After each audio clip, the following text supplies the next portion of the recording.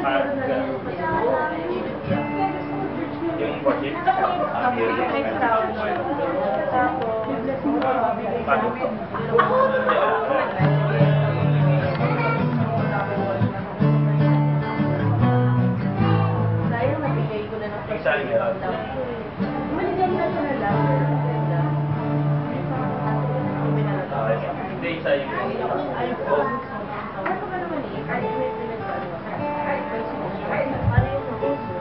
Hello, mic test. Hello po, magandang umaga po. Ayan. March na, no? March 1 na. Ang bilis ng panahon. Ay, ano na ba? March 2 na ba? Ay, March 2 na. March 2 na pala ngayon.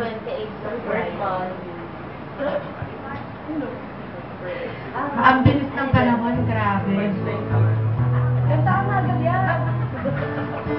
Agad ang? Mga Marshall. Ang dami nila. Ang dami nila yung lola ko nga doon eh. Pagpasok pa lang sabi niya, birthday ko na sa March 7. Ay, March 6. Reminder agad. Tapos sabi ni Jam, birthday ko din ma. Sa 28 ka pa. Si Verhel din. Dami may birthday ng March ha. Nakakamiss yung coffee ni Jam. Diba? Ang bilis ng panahon, 2 taon na agad yun. Naubos na yun. Ngayon, ano na, line of 2 na si Jam, 20 na. Bilis ng panahon. 20 na po siya sa March 28. Teenager. 20 na. 20 na siya. Laban pa natin yan. Wala po, ayaw.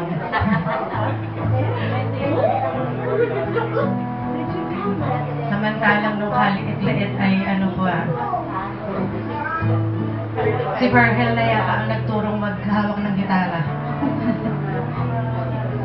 Ayan. Sige po, tayo po ba ay handa na magsimula ngayong araw? Di pa? Parang di pa tayo ready Di ba po ba tayo ready? Ready na po. Ready na? Okay. Tayo po ay magsitayo at tayo po ay magsistart sa ating prayer. Let's pray. Lord, salamat po sa araw na ito, Lord.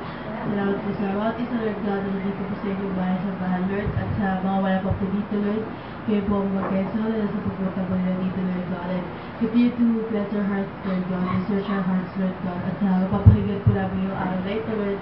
Nawa po ay may-apply po namin po sa amin po araw-araw ng buhay, Lord God. And I pray na continue to be the center of this day and each line po, Lord, dito, Lord God. This I pray in your mighty name of prayer. Amen. Purihin ang Panginoon. Awitan natin ang Panginoon sa kabutihan niya sa ating mga buhay.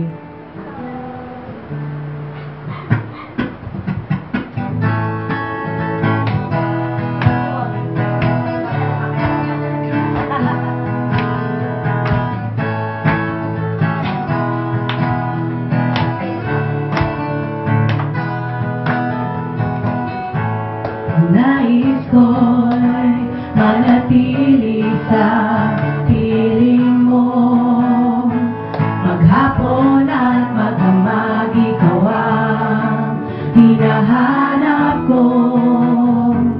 Lumalapit ako sa iyo, nagpapakumbaba, iniibig kita, pinupuri ka. Ikaw ang mahalaga, pumapawi ng uhaw ko. Wala nang higit pa sa pag-ibig na inialay mo.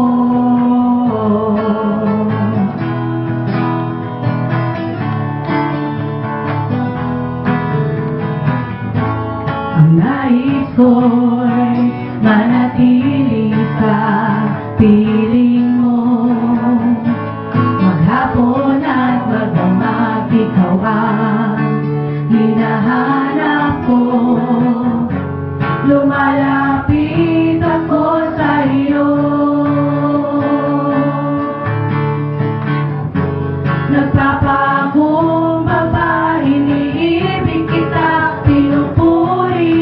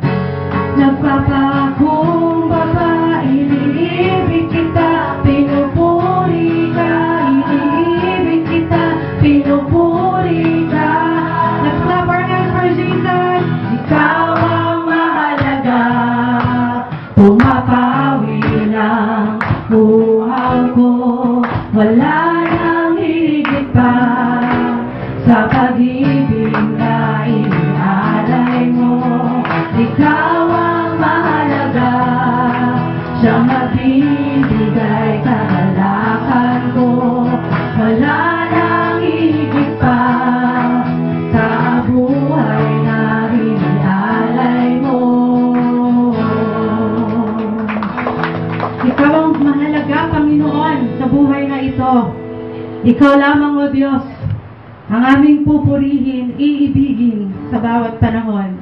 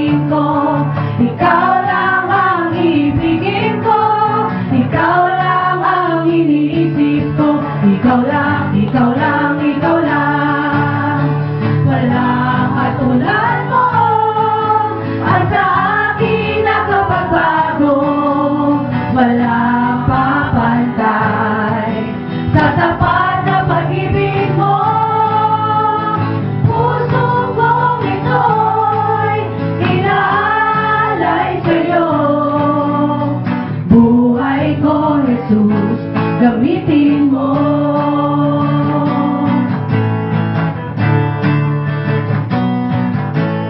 Ikaw lang ang nasa puso ko, ikaw lang ang pag-ibig ko, ikaw lang ang hinahanap ko, ikaw lang, ikaw lang, ikaw lang ang nasa puso, ikaw lang ang nasa puso ko, ikaw lang ang pag-ibig ko, ikaw lang.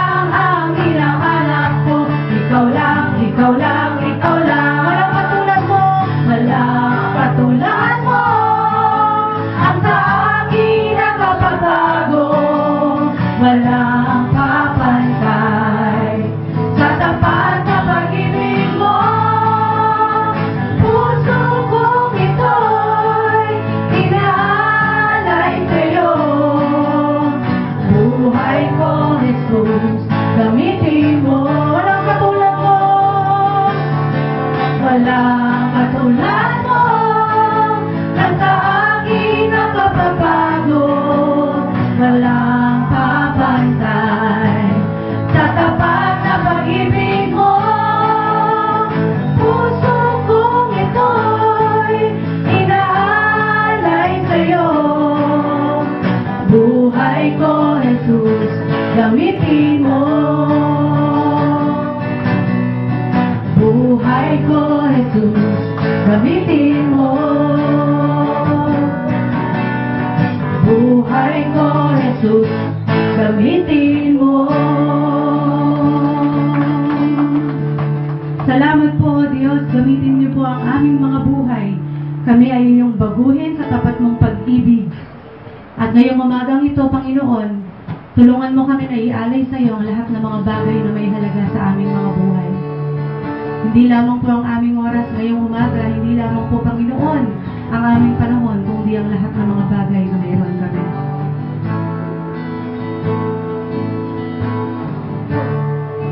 Ang iyong pag-ibig ay sadyang hindi kayang bayaran. Ang iyong kabutihan kailanman ay di matatawaran. Tiya't bawat oras na ako'y lalapit, dalay papuring bago taon sa puso ko. Di mag-aalay nang sa akin ay walang saysay. Diyos, dakila ka, pupurihin kita sa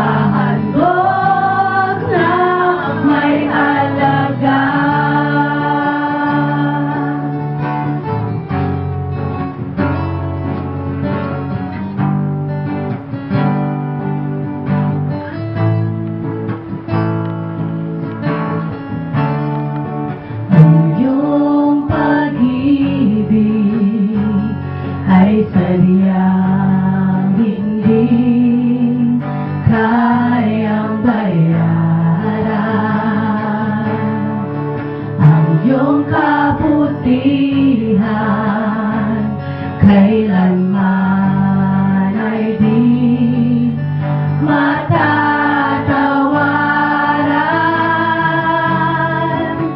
Kaya't bawat oras na ako'y lalapit, lalay papuring bago taon sa puso ko. Di mag-aalay nang sa akin ay walang saysay. Diyos, dakila ka, pupurihin kita sa handog na may alaga. Di mag-aalay nang sa akin ay walang saysay. Diyos, dakila ka,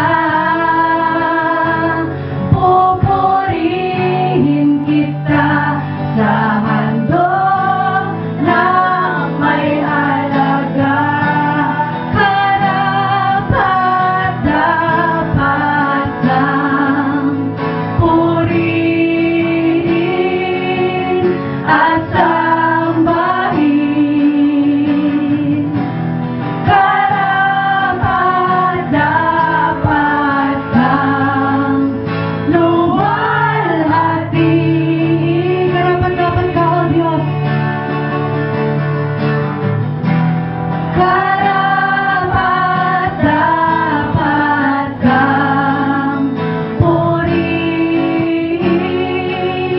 at sambahin.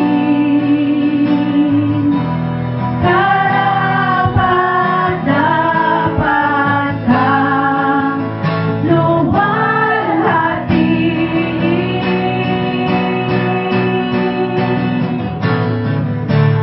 Di mag-aalay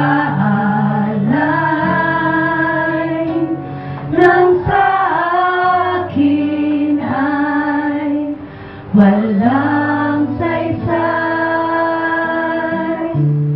Diyos, dakila ka, pupurihin kita sa handog na may alaga.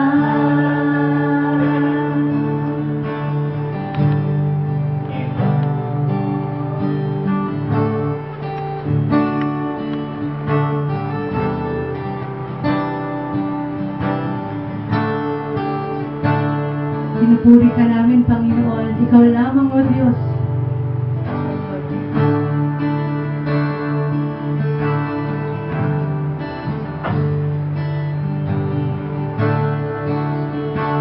Salamat po, aming muog at kubrihan.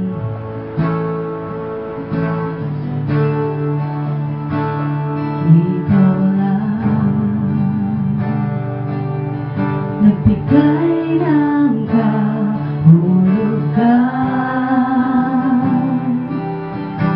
nilisan, ginawang dalisay, pagpapatawan mo'y nakamtan.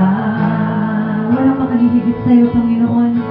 Walang makahihigit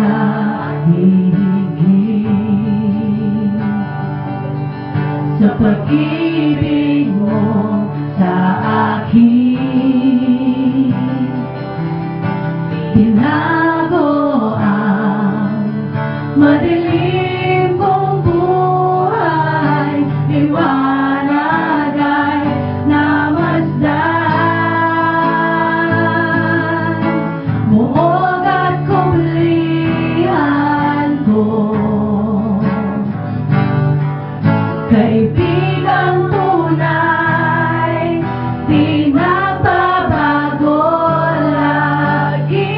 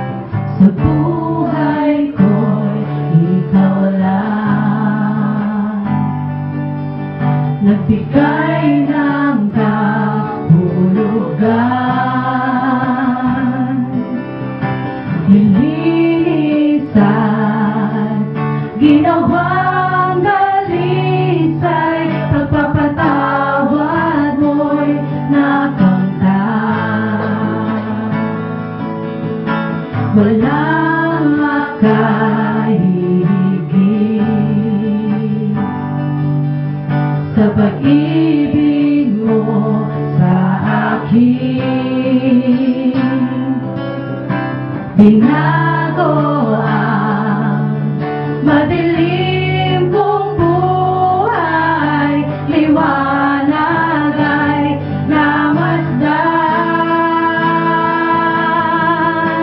Muong at kublihan ko, kaibigang tunay, di nagbabago lagi. Kang-awitan lagi, papupurihan noon, ngayon, kailanman. Ikaw lang buong at kublihan ko. Ikaw ang aming kaibigang tunay, kaibigang tunay, di nagbabago lagi. Kang-awitan lagi, papupurihan noon, ngayon, kailanman. Ikaw ang aming buong at kublihan, buong at kublihan ko. Kaibigang tunay, di nagbabago lagi.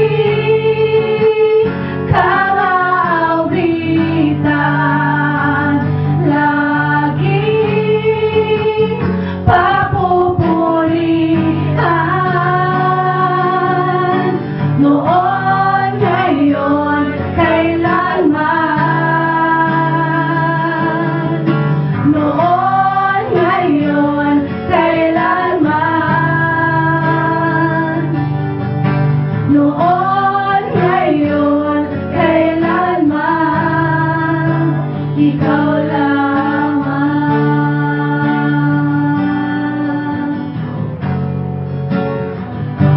Napakabuti mo, O Diyos. Ngayong umagang ito, Panginoon, ay inaalay namin sa iyo ang lahat ng bagay na may halaga sa aming mga buhay. Tanggapin niyo pong lahat ng ito, Panginoon. Kunin niyo, Panginoon, ang lahat ng ito, sapagkat ang lahat ng ito ay pahiram niyo lamang din po sa amin. Ang aming oras, ang aming buhay, ang aming panahon, ang aming kalakasan, ang aming kayamanan, Panginoon, ang aming katalinuhan at ang lahat-lahat ng mayroon kami ay nagmula sa iyo. Kaya, Panginoon, tulungan niyo po kami na maging mapagkumbaba. Tulungan niyo po kami maintindihan na sa mundong ito, wala ni sino man ang nakakaangat sa bawat isa, sapagkat kaming lahat ay pantay sa iyong paningin. Kaming lahat, Panginoon, ay pinili mong maging anak mo. Pinili mo, Panginoon, na makasama mo, Panginoon, at biyayaan ang wagas mong pag-ibig na hindi nagbago noon, ngayon, at magpakailanman.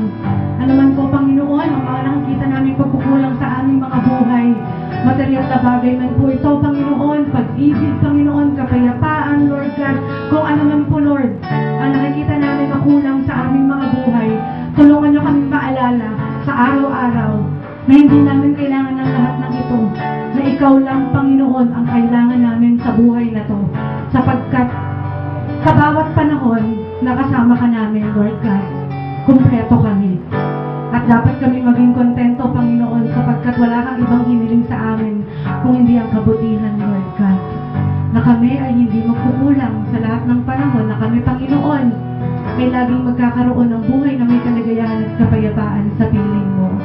Itinataas ko sa iyo, Panginoon, ang lahat-lahat ng mayroon kami. Ang lahat ng pasasalamat, ang paghingi ng tawad, ang kapayapaan, ang kaligayahan, ang kalungkutan, Panginoon. Ang lahat ng mga kakulangan, Lord God. Ang lahat ng pag-ibig, Panginoon. Ang lahat ng galit, Lord God. Ang lahat ng mga nasa puso't isipan namin ay tinataas namin sa iyo. Gamitin mo ang lahat ng ito, Panginoon. At gamitin mo ang aming mga buhay. Basagin mo ang aming mga buhay at ilagay mo kami sa kung ano ang nais mo at plano mo para sa amin.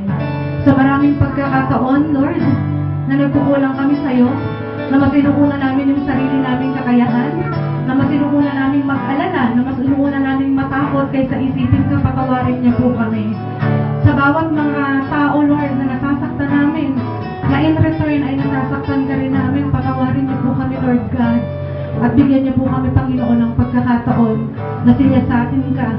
Na siyasatin ang iyong mga salita, mga nais mo sa buhay namin lahat. Lord, ngayong umaga ito, there is only one ultimate prayer that I bring to you today. And that is, may your will be done sa aming mga buhay.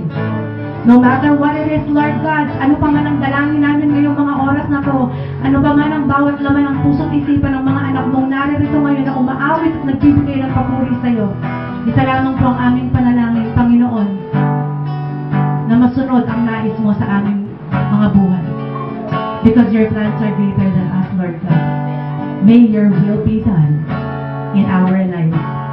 Sapagkat ikaw, Lord God, ang aming muog at kublihan. Salamat po, Panginoon. Pinupuri ka namin, O Diyos. Napakabuti mo. Thank you, Jesus. Muog at kublihan ko, kaibigang tunay, di magbabago lagi.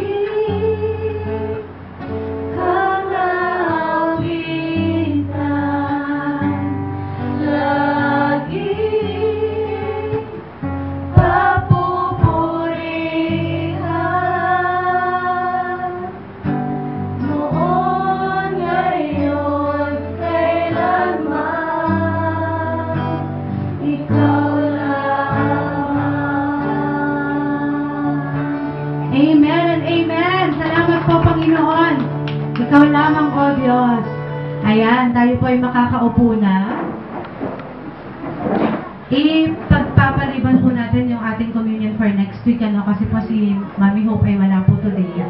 Nasa kanya po kasi yung mga hindi niya na po naasikaso kasi si Papa Romy po ay lumabas ng ICU nung isang araw. So, inayos po nila lahat ngayon po, kailangan niya ulit samahan si Papa Romy, kaya po wala siya dito. Ayan. So, ngayon po, dadako po muna tayo sa ating testimony. Ano po ba ang mga nagawa ng Diyos para sa ating buhay? Ano pong mga kabutihan ng Diyos sa atin? Yes po. Nagpupurit nagpapasalamat po sa Panginoon. Una, sa pag-iingat kay pa rin sa bunsong anak namin. Nung nakaraang linggo, hindi po kami nakapag-church. Especially ako, sige nakahabol pa. Kasi sinugod namin nga sa hospital nung Sunday morning. Bigla siyang nagsuka ng may dugo. Medyo madami-dami yung dugo kaya na-alarm kami. Tapos dinala namin siya sa UDMC. Sabi nung doktor, ulcer daw, na nagasgas yung lining ng stomach niya. Kaya salamat sa Panginoon kasi makulit na rin, makulit pa rin siya ngayon. At yung kagalingan ay patuloy na binibigay ng Panginoon.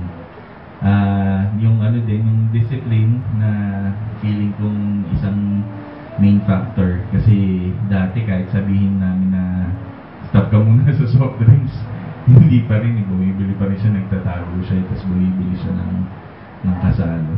So, salamat sa Panginoon din, nakalabas na si Papa sa MICU, sa tinanggal na yung ventilator niya. Sana patuloy na bigyan ng kalakasan ng Panginoon ang mama. Kasi pagod na yung mag-asikaso, at saka yung patuloy na provision ng Panginoon sa lahat ng to, yung financial, yung emotional, yung physical, yung spiritual, lahat ng yun, patuloy kaming niyayakap at sinasamahan ng Panginoon. Ramdam na ramdam namin yung pagmamahal ng Panginoon. So, salamat sa iyo. Amen. Parihin ng Panginoon. Napakabuti ng Diyos no, sa ating mga buhay. Meron pa po bang nais po magtaas ng pangalan ng Panginoon? Sige ako po. No? Meron po akong testimony na recently hinambol ako ng Panginoon. Last year po kasi, around half of the year last year, nag-apply ako ng promotion sa trabaho namin as an associate director. Kasi merong nag-offer sa akin na Galing ako din sa account na yun before. Tapos, ang nangyari, dahil po medyo alanganin yung sitwasyon ng mga BPO industry, natigil yung application. Sinabi nila na hindi na muna magtatanggap ng bagong tao, wala munang mga additional na taong ilalagay or promotion na ilalagay. Tapos, nagkaroon ng commotion sa office. Na-question yung loyalty ko sa current manager ko, saka dun sa mga tao ko. Na parang, bakit ka nag-a-apply sa iba? Na binibigay naman namin yung mga kailangan mo, ganyan. Tapos, pinag-uusapan ako ng mga directors, yung mga pinakamatataas namin, yung mga director, kasi nagre-report din ako sa director, na parang, ay, siguro ayaw sa'yo niyan, kaya gustong lumipat sa iba, yung mga ganyan. So, medyo naging, chaotic hanggang end of the year. Tapos, towards the end of the year, nagre-reflect ako, ano ba talagang gusto ko sa buhay ko? Ano ba talagang gusto ko sa career ko? Sabi ko, sige Lord, magtitiwala na lang ako sa'yo. So, ang gagawin ko na lang, ang goal ko ngayong taon na to, ay, still lang ako. I will look after peace than success. Yun pa yung sabi ko sa sarili ko. So, chill lang ako. Nag-start yung taon, okay lang, hindi ako masyadong bibo. Kumbaga parang relax lang muna tayo. Antayin natin kung ano ang gusto ng Lord para sa atin. Kasi sabi ko, imbes na nananahimik yung buhay ko last year, ang dami ko naging problema dahil din sa application na yan na parang ang dami mo ng trabaho, tapos isipin mo pa yung sabihin ng mga tao sa'yo, iisipin mo pa yung mga reaksyon ng mga tao sa'yo, parang napakahirap. So sabi ko, sige Lord, ikaw na lang pong bahala. Kapayapaan na lang yung hahanapin ko para makapagtrabaho ko ng maayos. Kasi ayoko din namang lumipat ng ibang company kasi sayang yung retirement ko sa company namin. So tatahimik na lang ako, hindi na lang ako makikinig sa mga tao. So nagsimula na yung December, January, February. Tapos last week, kinausap ako nung manager ko, yung director na manager ko, na inoferan ako ng associate director position. Without me applying, walang interview, walang kahit anong hinaninggaling sa akin. Basta sinabi lang niya na kailangan ko ng associate director, gusto mo ba? Kasi kailangan ko ng tulong sa mga programs ko. And then, I realized, Lord, I'm sorry, I did not wait for you. Nagulo yung buhay ko last year kasi nagmadali ako, kasi inuna ko yung sarili kong kakayahan. Kasi akala ko ang galing ko eh. Kasi akala ko ang talino ko eh. Na kapag nag-apply ako, okay, matatanggap ako kasi hardworking naman ako eh. Although hindi naman ako na-reject, pero natigil yung application, wala naman tinanggap na ibang tao. Pero pinamukha sa akin ni Lord na hindi ka magaling, hindi ka matalino. You have to wait for my plans for you because my plans are better. Habang hinahanap mo ang kapayapaan na kasama mo ko at nagtitiwala ka sa akin, ibibigay ko lahat ng pangangailangan mo. Kaya pinapasalamatan ko ang Diyos kasi in His right timing, starting yesterday po. Ayan, starting yesterday, binigay po sa akin ni Lord yun, yung promotion na yun. So, isa na po ako sa mga associate directors sa company namin starting yesterday, starting March 1. Kaya pinasasalamatan ko ang Lord na grabe talaga. Kapag ka talaga hindi mo hinanap yung Lord talagang mararamdaman mo na kailangan mo ko, kahit anong gawin mo, kailangan mo ko, kahit gaano kakalakas, kailangan mo ko. Kasi walang ibang pwedeng magbago ng buhay mo kundi ako lang. So yun po, isa sa mga greatest testimony na pinarealize sa akin ni Lord nitong nakaraan. Hiyang-hiya po ako sa Panginoon na nag-rely ako sa sarili kong kakayahan. Tapos ang ending pala, guguluhin ko lang yung kapayapaan ko. And now, with peace and with the plans of the Lord in my life and in my family, for all of us, ayan, napakakampante. Tapos, sorry pong haba, tututungan ko lang. Kasi kahapon, magkausap po kami mag-asawa. Sabi sa asawa ko, napakabuti ng Panginoon, kako, kasi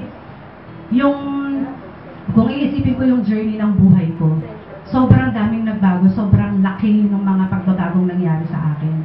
Sabi ko, and the greatest thing that I am grateful for sa Panginoon ay ito. Tuwing darating ako sa pagkakataon ng buhay ko na matatakot ako or kakabahan ako. Like this one, kasi panibagong posisyon, panibagong trabaho, panibagong paghihirap, kasi wala namang trabahong madali Sabi ko tuwing darating ako sa posisyon na kinakabahan ako, na natatakot ako, nagpapasalamat ako sa Panginoon. Kasi lagi niyang pinapaalala sa akin na ang dami ng pagkakataon na dinala kita, na binuhat kita. Ano pang dapat mong ipag-alala? So, imbis po na natatakot ako, imbis na nag-aalala ako, na na-overjoyed ako, na-overwhelmed ako sa pag-ibig ng Panginoon. Kasi once again, binigyan na naman ako ng pagkakataon na maramdaman yung grace and mercy niya sa buhay ko. At maramdaman na, hey anak, nandito ako sa tabi mo. Malamang hindi mo ako napapansin minsan, pero nandito ako sa tabi mo. Pansinin mo ako kasi kailangan mo ako. Ayun. So, yun po yung aking greatest testimony. It is a great reminder po, no, sa akin and hopefully sa ating lahat na wala po tayong pwedeng ipagmalaki sa mundong to. Ang Panginoon lang ang magsasabi kung ano at kailan natin kailangan ng mga bagay at kung kailan niya ibibigay sa atin yung mga yan. Ayun po. Yun po yung aking testimony for today. Ayan. Purihin ang Panginoon. Meron pa po ba na nais pong magtaas ng pangalan ng Panginoon ngayong umaga? Okay. Sige po, Pastor. Papasalamat ako sa Lord dahil araw-araw ng biyahe, Bulacan, pasok sa office, NLEX, may naradaanan ako ng babanggaan. Kahapon lang pag-uwi ko, sa harap ko mismo, sumep lang yung motor. Umovertake siya dun sa kaliwa.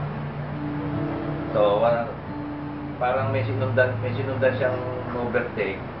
Kaso parang huminto, napapreno siya, yun, pumumpa. Tapos sinintuan ko, kasi may mga parating, hindi ko iniwan hanggang may malalay sa kanya na motor din sa ako umagdalo. Ayun, salamat sa pag-iingat niya. Salamat po sa traveling mercy, no, sa lahat po ng nagtatrabaho sa atin dito, sa lahat po ng mga umaalis ng bahay sa araw-araw. Ayan, salamat sa Panginoon sa pag-iingat sa atin. Meron pa po ba na nais po magtaas ang pangalan ng Panginoon ngayong umaga? Sige po.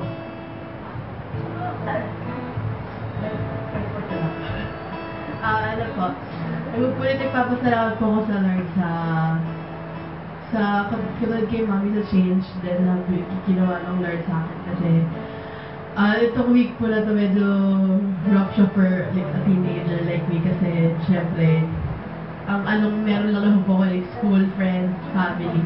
So doon sa friends part medyo rocky siya, chaotic din kasi it's not going well po dun sa mga friends ko. Tapos sabi ko, actually kinukwento ko siya kay Mami at kay Daddy nung Friday. Tapos parang sabi ko, pasalamat ako sa Lord kasi kung dating ako yun, I probably would chase after them kasi parang para sa akin ayaw kasing naiiwan ako. Like feel ko kasi pag wala na akong friends, wala na, ganyan, ayaw, wala. Parang hirap din. Pero ngayon po, salamat sa Lord kasi I'm way past that phase po na hindi na ako people pleaser. Like, inisip ko sa sarili ko na wala naman akong dapat i-please. Na kung ayaw ng ibang tayo, ayaw. Hindi, normal naman po kasi na even though mapakita ka lang mabuti sa lahat ng tao, you wouldn't expect the same. Kasi that's how life works naman eh.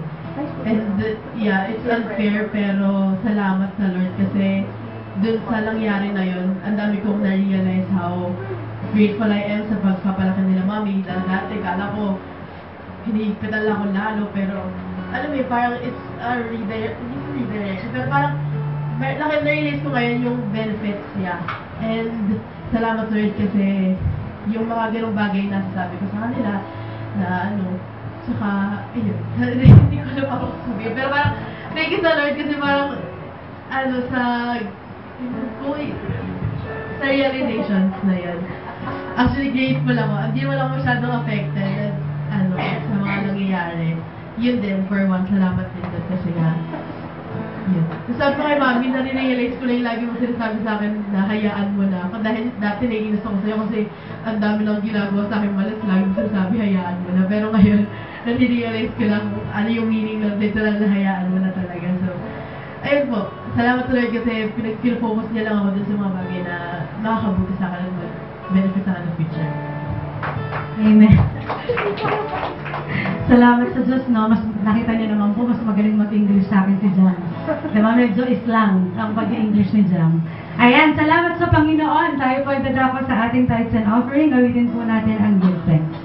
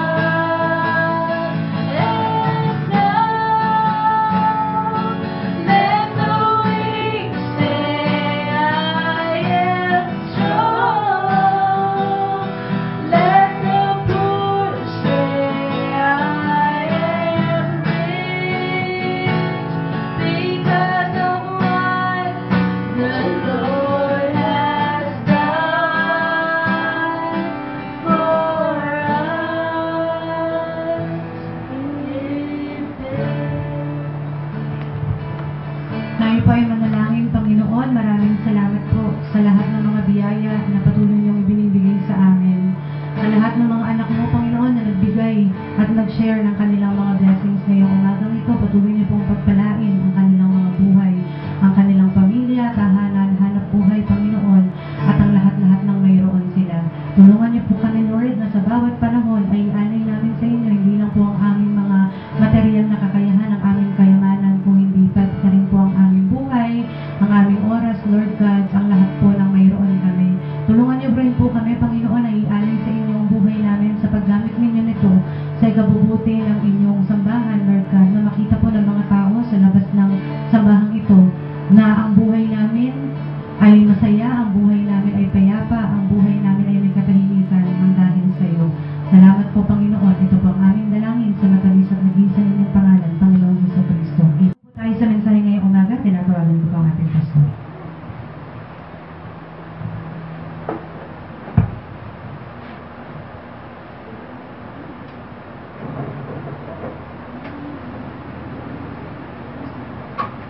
Ayun.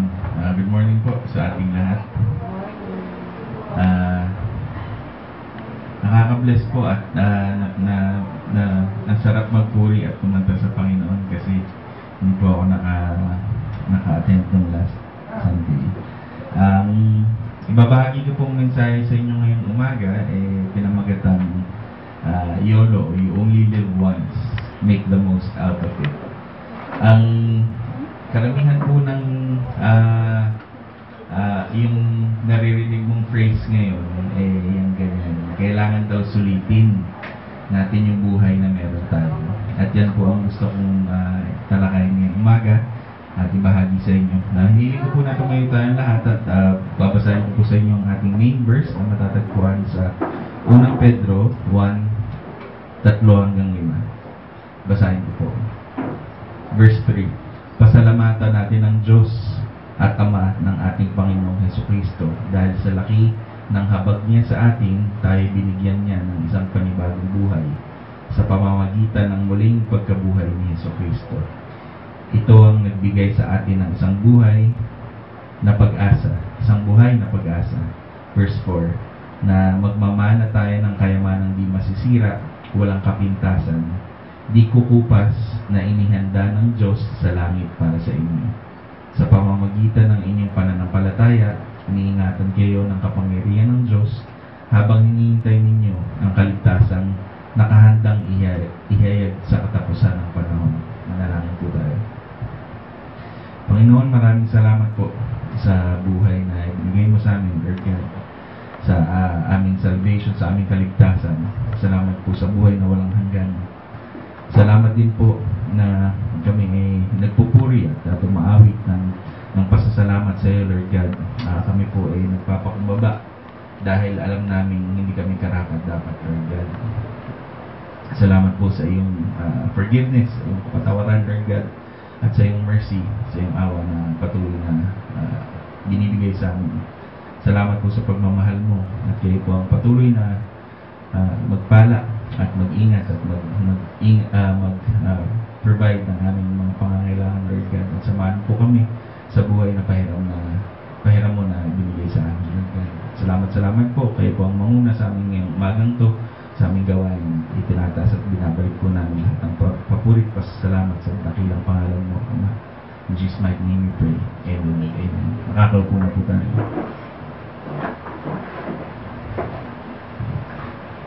So, ayun po. Ang ibig sabihin ng You Only Live Once daw sa Tagalog minsan ka lang mabuhay. Isang acronym po siya na ginagamit. So, ang definition daw niya, sabi ni Google, isang slang para i-encourage yung mga people na yung mga tao na maging maligaya, magpakasaya at mag-take ka ng chance. Yung bang hikayatin ka na makipagsapalaran.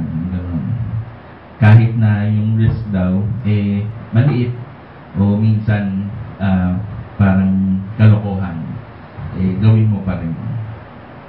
Nakakalungkot po kasi isa to sa mga contradicting sa buhay ng isang Kristiyano.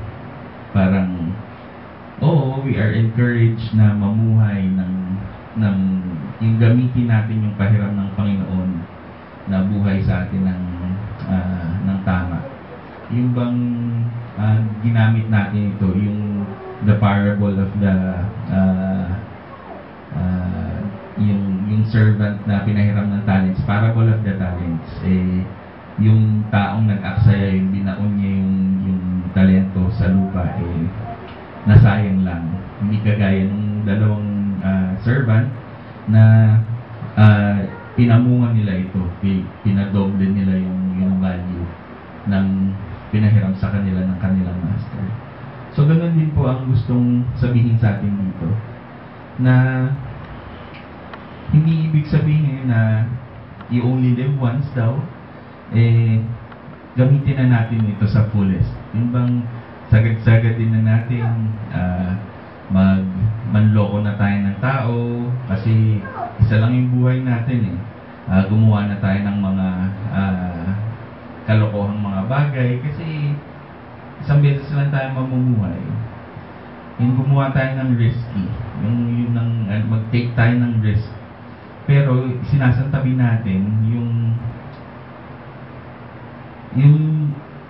logical thinking natin na bigyang katuwiran natin yung mga bagay kung makakabuti ba ito o makakasama sa atin. Walang pag-iingat, kumbaga. At minsan, kapag ka po sinabi mo yung YOLO, dinedare tayo nito na maging wild and crazy. Yung bang, sige na, tumalon ka na lang, bahala na si Batman. Minsan hindi na natin iniisip na bang pag bumili ka ng, for example, sa credit card nang hindi mo naman kayang bayaran pero gusto mo lang ng satisfaction sa buwan. Minsan lang ako mamumuhay. Bibili na ako ng ganito. Live your best life pero hindi mo naman pala kayang bayaran yung bagay mo. And it's sad kasi kung yun ang prinsipyo mo sa buhay, sure na sure ako na mapapahama ka. At yung kung ganun nga ang prinsipyo mo, contradicting yun, kabaliktaran yun ng isang buhay na nasa Panginoon. Anak ka ng Panginoon dapat ipakita mo sa ibang tao na anak ka ng Panginoon. Yun yung, I think, buhay na maaring worst na pwede natin sabihin.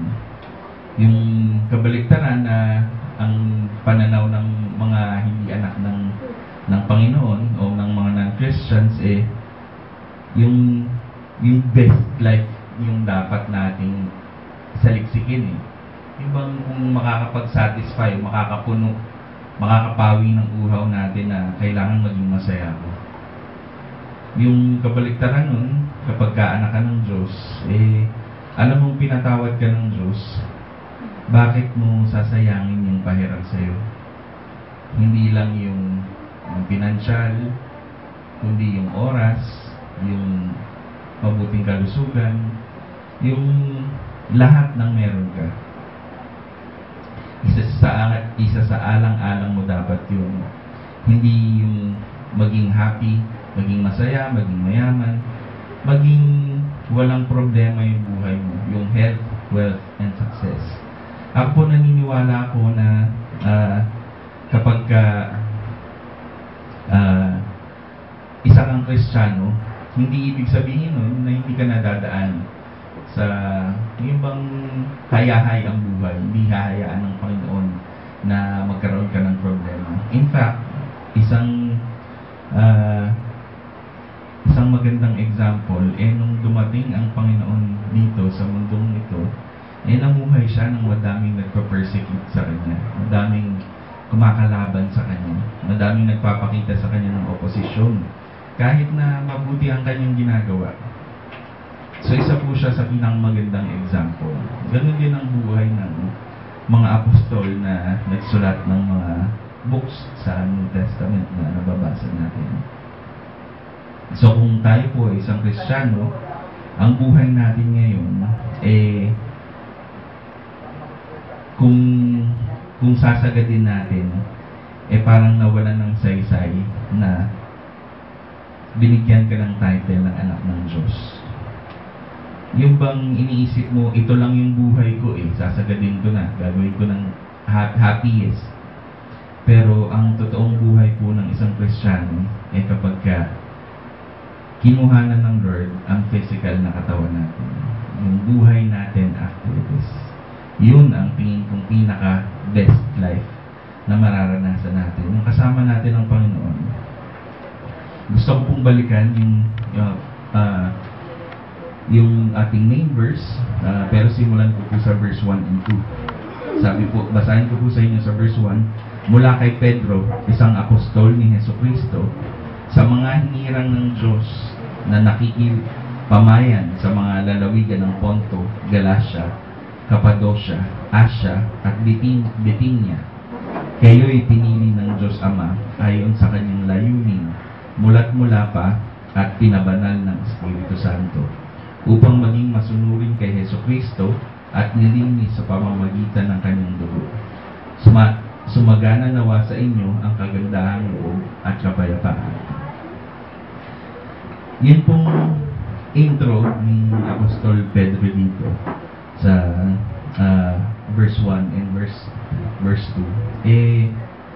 Tinatawag niya yung mga most likely Christians na namumuhay sa iba't ibang lugar na ito na nabanggit. Dahil alam niya na nakakaranas sila ng mahirap na buhay. Yung buhay nila noon mas talamak yung paganong pamumuhay, unlike sila na nagpipilit at nagsisikap na tumayo para sa Panginoon. Dahil nakilala nila o na tinanggap nila ang Panginoong Diyos. At sila po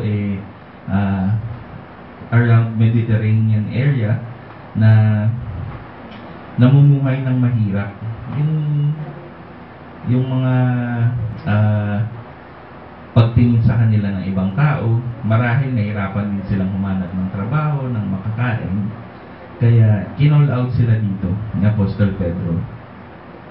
Yung sinulatan niya, kumbaga, na sumagana nawa sa inyo ang kagandahang loob at kapayapaan. Yung pamumuhay na meron si Apostol Pedro, most likely persecuted din siya. Dahil kagaya ni Jesus Christ, ganun din ang naging buhay niya. Yun bang hindi madali. At alam niya na kailangan niyang i-encourage yung mga Kristiyano yun. Kaya dito sa verse 1 and verse 2, pinapaalalahanan niya na hang on kasi andyan ang Panginoon at bibigyan tayo ng kapayapaan, ng peace. Siguro yung buhay nila nun, kumbaga we could call mahirap din, kaya ganito ang ginawa ni Apostol Pedro. Ituloy ko po sa verse 3 ang ating main verse. Pasalamatan natin ang Diyos at Ama ng ating Panginoong Jesucristo dahil sa laki ng habag niya sa atin. Tayo binigyan niya ng isang panibagong buhay sa pamamagitan ng muling pagkabuhay ni Jesucristo. So nung namatay po ang ating Panginoong Jesucristo, doon tayo nagkaroon ng salvation. Binigay siya ng God the Father para maging ipako sa krus at in return malinis ang ating mga kasalanan.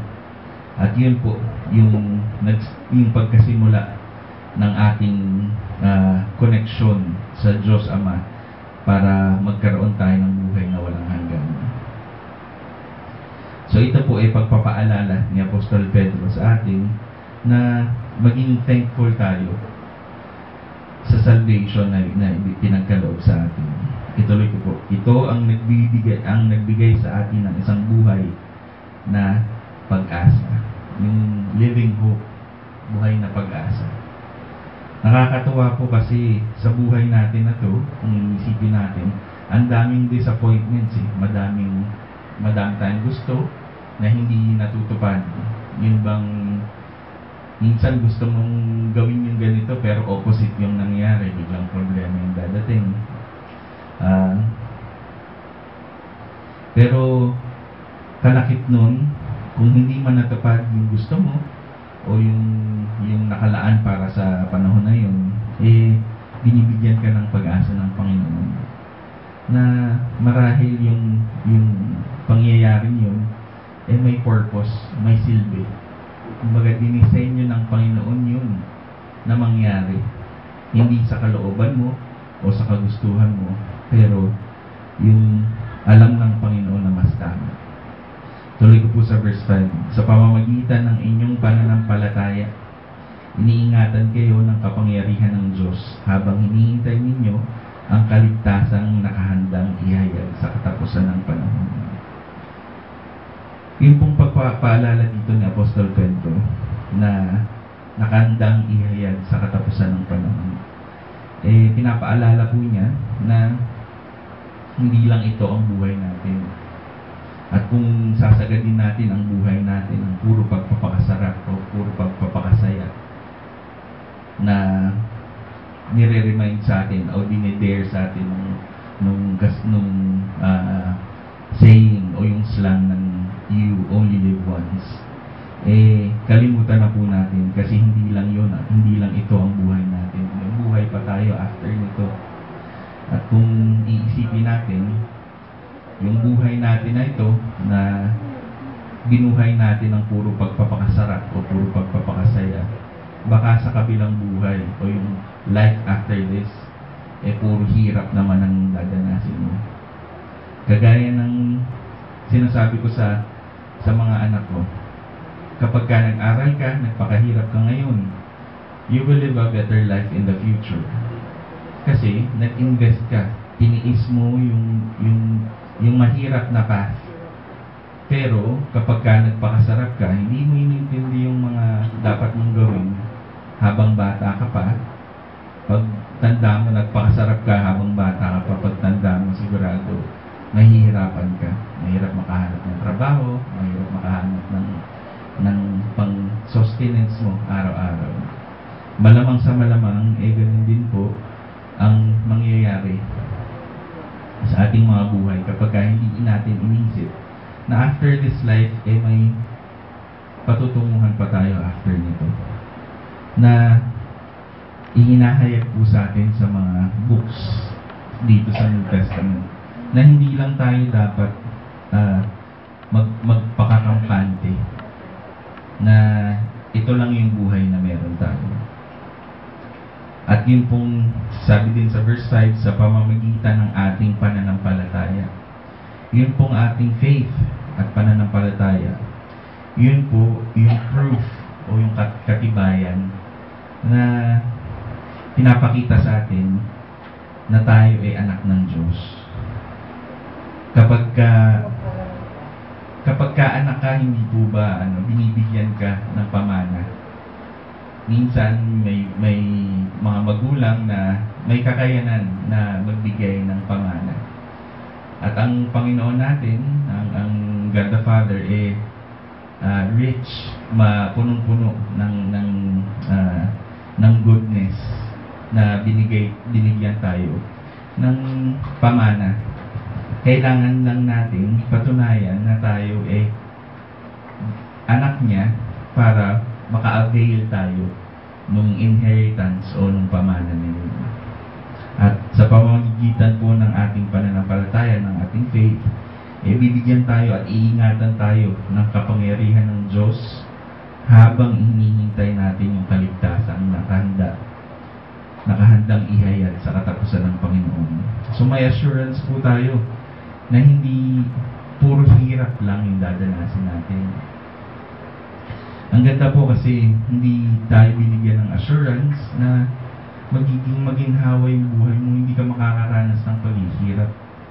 Pero, bibigyan ka ng Panginoon ng pag-iingat.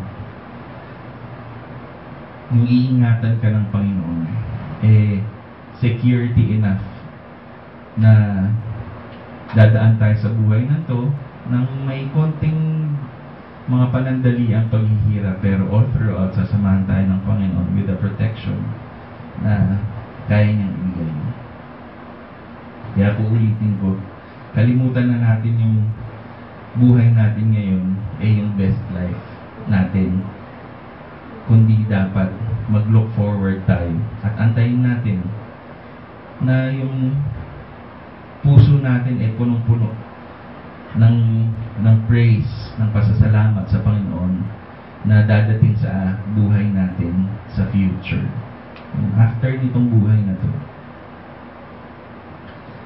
Kaya po yung inheritance dapat natin tandaan na pag tinanong ka ng Diyos, paano mo mapapatunayan na anak kita, nakarapat-dapat ka dun sa pamana na eternal life nang walang paghihirap.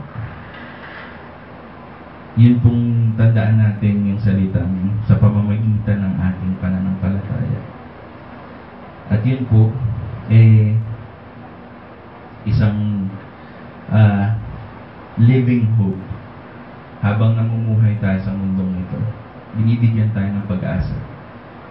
Again, hindi mawawala yung problema.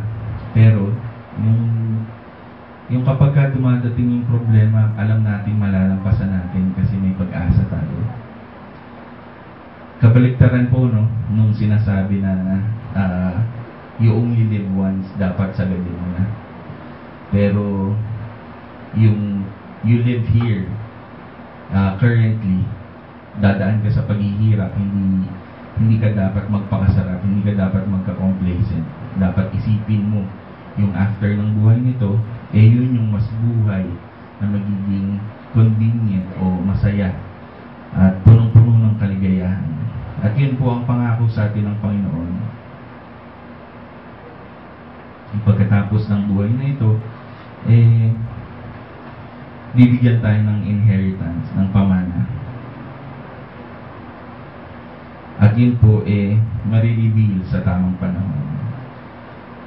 So, kung iisipin natin kung bakit you only live once, dapat mo nang isipin kung ano yung makukuha mo sa buhay na ito. It boils down to the question, ano nga ba ang priority mo?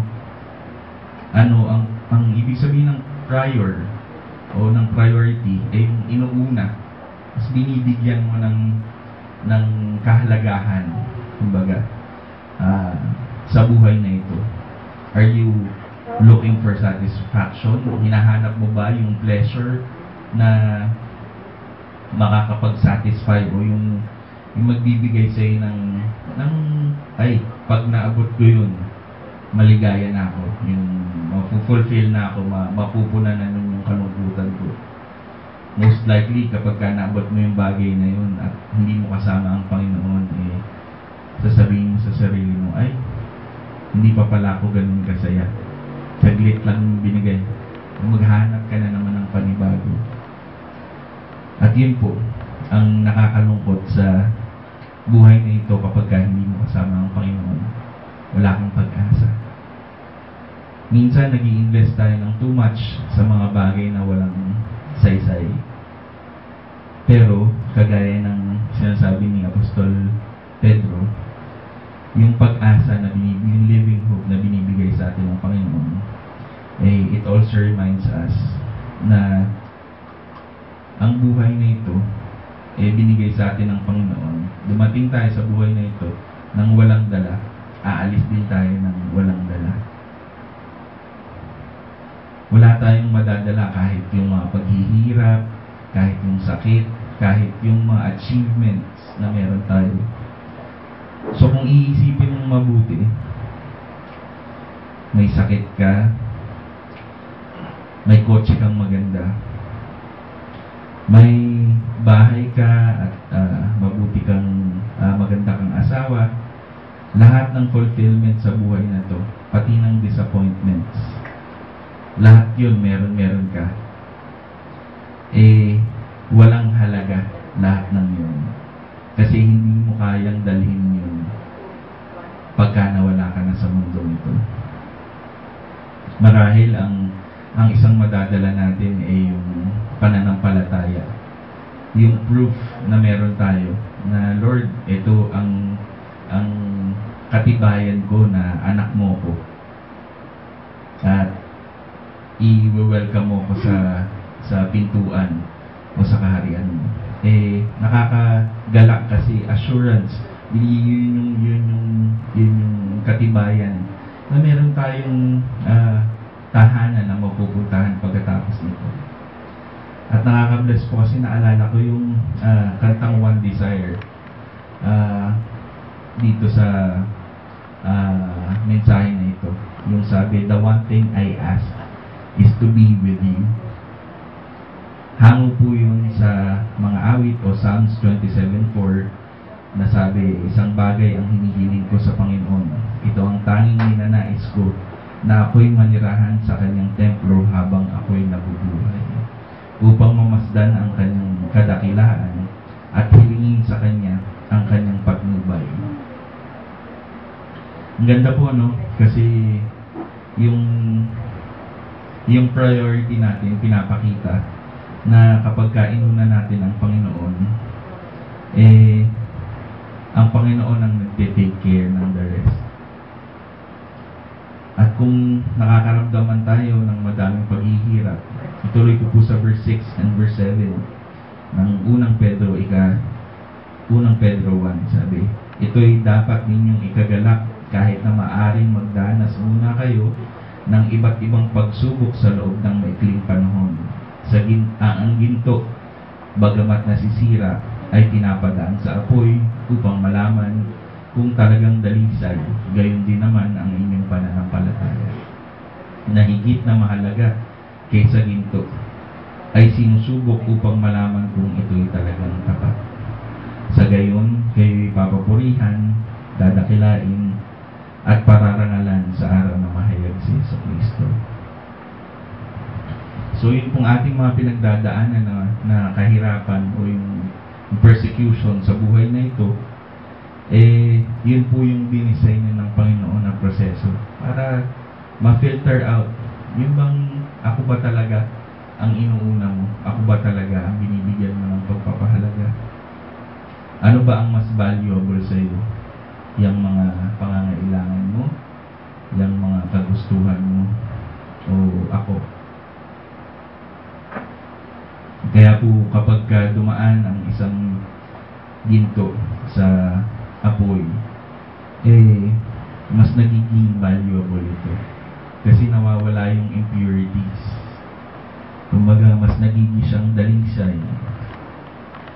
At ganun nga din daw po ang ating pananampalataya sa Panginoon. Yung bang mga kagustuhan natin, unti-unting nawawala, unti-unting nalalaglag. Nakikita natin na nire-refine tayo. Mas pinapaganda tayo ng Panginoon, mas pinapadalisay tayo. Ang tawag po dun, yung fire, yung apoy na pagpapadalisay na yun, trials and distress. Kaya po, huwag tayong mag-alala kung dumadaan tayo sa mga panahon na ganun. Ang aim po nun, mas maging puro at mas maging genuine ang ating pananampalataya. Yung bang mas maging dependent tayo sa Panginoon, mas umaasa tayo sa Kanya, mas inuuna natin at mas pinapaligyan natin siya, hindi ang ibang bagay, hindi ang ibang tao, hindi ang ating mga sariling pleasures o kagustuhan. Hindi tayo dapat magtiwala sa ating mga sarili, pero sa Diyos lamang. Di ba yun nga po, ang Panginoong Diyos nagbigay ng example sa pamamagitan ng kanyang buhay. Na ganoon din ang nangyari sa kanya. Dumaan siya sa persecution, dumaan siya sa madaming challenges. At naging mahirap ang buhay sa kanya. Pero siya nakatuon ang paningin sa Diyos Ama at namuhay siya ng may pag-asa na dinisenyo ng Diyos Ama yun para bigyan tayo ng salvation. Yung mas higher purpose. Ganun din po tayo. Dapat ituon din natin ang ating paningin, ang ating prioridad sa Panginoon. At yun po, sundan natin yung kanyang footsteps na pinakita niya sa atin. Na hindi, kahit gaano man kahirap ang buhay, patuloy tayong maglakad sa Kanya. Iwanan ko po kayo ng verse na bata pa lang ako, paulit-ulit ko nang naririnig, pero napakasarap pa rin sambitin sa Mateo 6:33.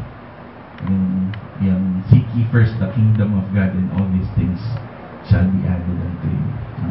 Saliksikin mo ang Panginoon at lahat ng bagay na yun, ibibigay niya sa iyo. So, salamat po sa Panginoon sa kanyang mga salita sa umagang to. Nilig ko po na tumayo tayong lahat at dadako po tayo sa ating doxology.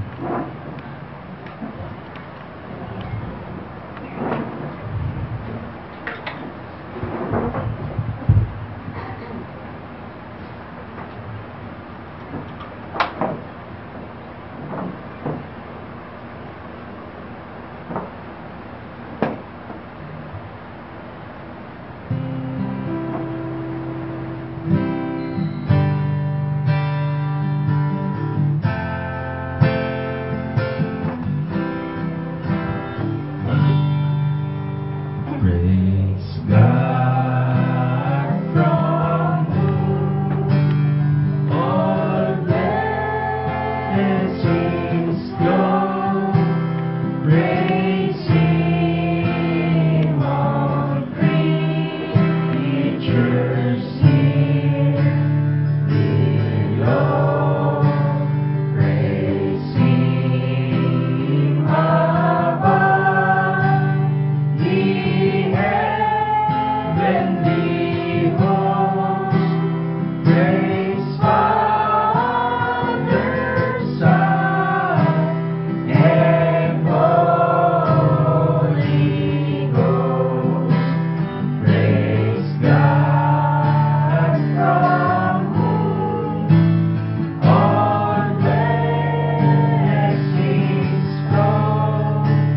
Praise Him, all creatures here below. Praise Him above. Ye heavenly hosts, praise Father, Son, and Holy Ghost. Praise Father, Son, and Holy Ghost. Ang walang hanggang pag-ibig ng Diyos na nasa langit, ang biyaya at patnubay ng Panginoong Jesucristo, at ang patnubay at tibay ng Santong Espiritu ay sumaatinawa. Ang lahat po ay magsabi ng Amen. Ay panalangin lang po natin sa gito ang ating pagkain. Lord, we thank you po sa gawain ito na natapos namin ngayong umaga. Naway ang mga salita mo, Lord, tumagos po sa aming mga puso at isipan, at naway magbunga po ito na parang isang butil ng seed sa tamang panahon na loloobin mo, Lord God. Naway kayo po ang patuloy na mag-ingat at magpala sa amin. Ihatid niyo po kami sa aming mga bahay ng